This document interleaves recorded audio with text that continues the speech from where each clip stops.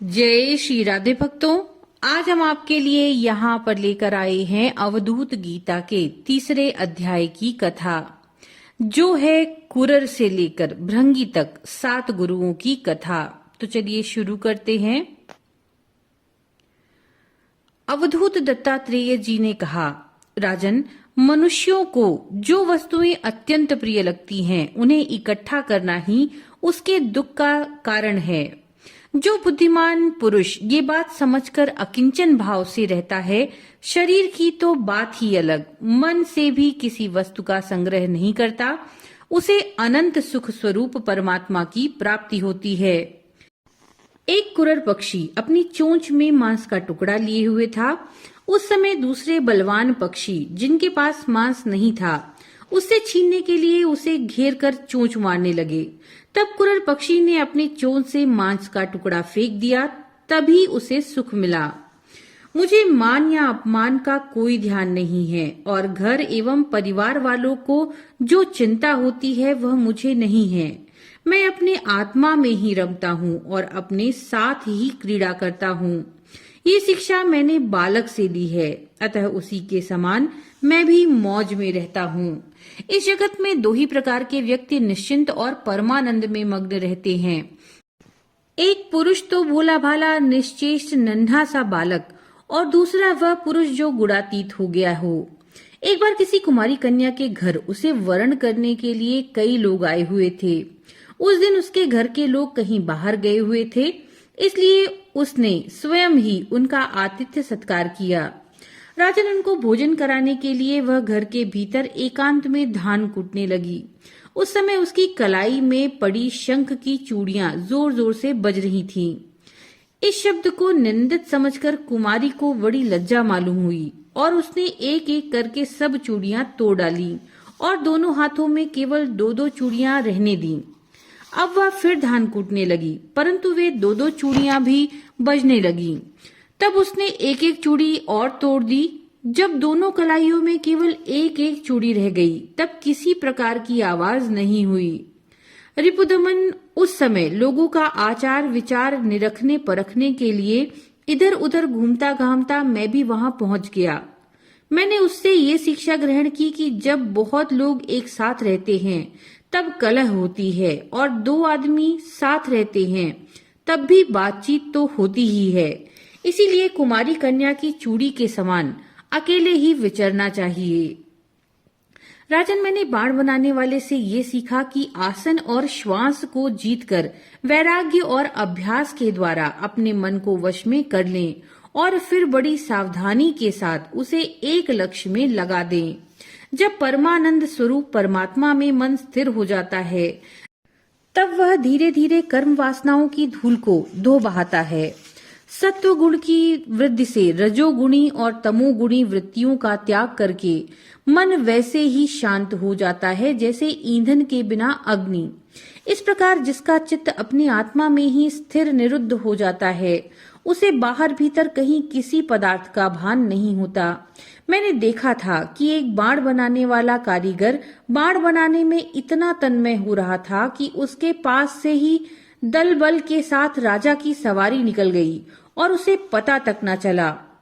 राजन, मैंने सांप से ये शिक्षा ग्रहण की है कि सन्यासी को सर्प की भांति अकेले ही विचरण करना चाहिए। उसे मंडली नहीं बांधनी चाहिए, मठ तो बनाना ही नहीं चाहिए। वह एक स्थान में न रहे, प्रमाद न करे, गुहा आदि में पड़ा रहे, बाहरी आचारों से पहचाना न जाए, किसी से सहायता न ले और बहुत कम बोले। इस अनित्य शरीर के लिए घर बनाने के बखेड़े में पड़ना व्यर्थ और दुख का जड़ है। सांप दूसरे के बनाए घर में घुसकर बड़े आराम से अपना समय काटता है। अब मकड़ी से ली शिक्षा सुनो। सबके प्रकाशक और अंतर्यामी सर्वशक्तिमान भगवान ने पूर्व कल्प में बिना किसी अन्य सहायक के अपनी ही माया से रचे हुए जगत को कल्प के अंत में काल शक्ति के द्वारा नष्ट कर दिया।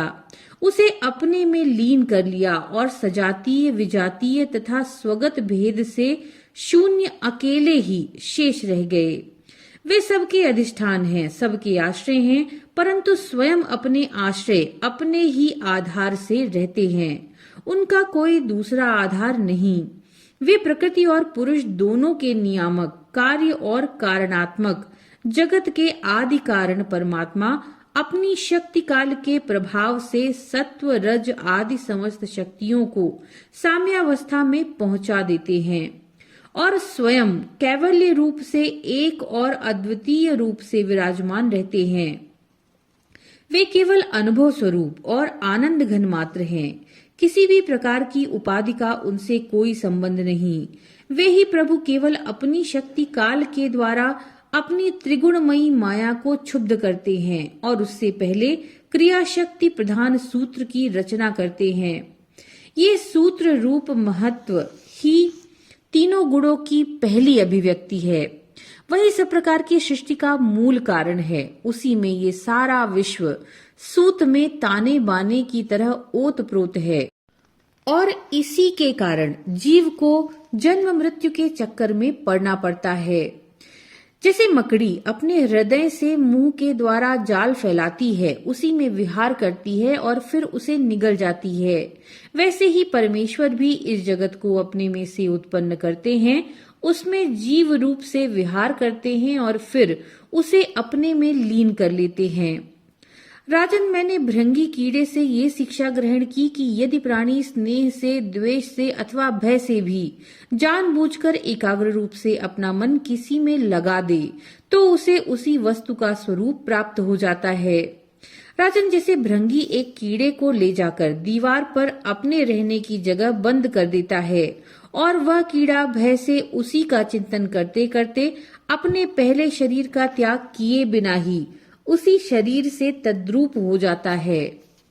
राजन, इस प्रकार मैंने इतने गुरुओं से ये शिक्षाएं ग्रहण की। अब मैंने अपने शरीर से जो सीखा है वो तुमको बताता हूँ। सावधान होकर सुनो। ये शरीर भी मेरा गुरु ही है, क्योंकि ये मुझे विवेक और वैराग्य की शिक्षा देता है। मरना और जीना तो इसके साथ लगा ही रहता है। इस शरीर को पकड़कर रखने का फल ये है कि दुख पर दुख भोगते जाओ। यद्यपि ये शरीर से तत्व विचार करने में सहायता मिलती है, तथापि मैं इसे अपना कभी नहीं समझता। सर्वदा यही निश्चय रखता हूँ कि एक दिन इसे सियार कुत्ते खा जाएंगे, इसलिए मैं इससे असंग होकर विचरता हूँ। जीव जिस शरीर का प्रिय करने के लिए ही अनेकों प्रकार की कामनाएं और कर्म करता है तथा स्त्री, पुत्र, धन, दौलत, हाथी, घोड़े, नौकर, चाकर, घर द्वार और भाई बंधुओं का विस्तार करते हुए उनके पालन पोषण में लगा रहता है, बड़ी बड़ी कठिनाइयां सहकर धन संचय करता है। आयुष्य पूरी होने पर वही शरीर स्वयं तो नष्ट होता ही है, वृक्ष के समान दूसरे शरीर के लिए बीज बोकर उसके लिए भी दुख की व्यवस्था कर जाता है। जैसे बहुत सी सौतें अपने एक पति को अपनी अपनी ओर खींचती हैं, वैसे ही जीव को जीव एक ओर स्वादिष्ट पदार्थों की ओर खींचती है तो प्यास दूसरी ओर जल की ओर, जननेंद्रिय एक ओर स्त्री संभोग की ओर ले जाना चाहती हैं, तो त्वचा, पेट, कान दूसरे ओर कोमल स्पर्श, भोजन और मधुर शब्द की ओर खींचने लगते हैं। नाक कहीं सुंदर गंध सूंघने के लिए ले जाना चाहती है तो चंचल नेत्र कहीं दूसरी ओर सुंदर रूप देखने के लिए। इस प्रकार कर्मेंद्रियां और ज्ञानेंद्रियां दोनों ही इसे सताती रहती हैं। वैसे तो भगवान ने अपनी अचिंत्य शक्ति माया से वृक्ष, सरीसृप, पशु, पक्षी, डांस और मछली आदि अनेक प्रकार की योनियों की रचना की, परंतु उनसे उन्हें संतोष न हुआ। तब उन्होंने मनुष्य शरीर की सृष्टि की। यह ऐसी बुद्धि से युक्त है जो ब्रह्म का साक्षात्कार कर सकती है। इसकी रचना करके वे बड़े आनंदित हुए। यद्यपि यह मनुष्य शरीर है तो अनित्य है, मृत्यु सदा इसके पीछे लगी रहती है, परंतु इससे परम पुरुषार्थ की प्राप्ति हो सकती है। इसलिए अनेक जन्मों के बाद ये अत्यंत दुर्लभ मनुष्य शरीर पाकर बुद्धिमान पुरुष को चाहिए कि शीघ्र से शीघ्र मृत्यु के पहले ही मोक्ष प्राप्ति का प्रयत्न कर ले। इस जीव का मुख्य उद्देश्य मोक्ष ही है। विषय भोग तो सभी योनियों में प्राप्त हो सकते हैं, इसलिए उनके संग्रह में यह अमूल्य जीवन नहीं खोना चाहिए। राजन, यही सब सोच विचार कर मुझे जगत से वैराग्य हो गया। मेरे हृदय में ज्ञान विज्ञान की ज्योति जगमगाती रहती है। ना तो कहीं मेरी आसक्ति है और ना ही कहीं अहंकार। अब मैं स्वच्छंद रूप से इस पृथ्वी पर विचरण करता हूँ। राजन, अकेले गुरु से ही यथेष्ट और सुदृढ़ बोध नहीं होता। उसके लिए अपनी बुद्धि से भी कुछ सोचने समझने की आवश्यकता होती है। देखो, ऋषियों ने एक ही अद्वितीय ब्रह्म का अनेकों प्रकार से गान किया। यदि तुम स्वयं विचार कर निर्णय न करोगे तो ब्रह्म के वास्तविक स्वरूप को कैसे जानोगे? भगवान श्री कृष्ण ने कहा, प्यारे उद्धव, गंभीर बुद्धि अवधूत दत्तात्रेय जी ने राजा यदु को इस प्रकार उपदेश दिया। यदु ने उनकी पूजा और वंदना की। दत्तात्रेय जी उनसे अनुमति लेकर बड़ी प्रसन्नता से इच्छानुसार पधार गए। हमारे पूर्वजों के भी पूर्वज राजा यदु अवधूत दत्तात्रेय की यह बात सुनकर समस्त आसक्तियों से छुटकारा पा गए और समदर्शी हो गए। इसी प्रकार तुम्हें भी समस्त आसक्तियों का परित्याग करके समदर्शी हो जाना चाहिए।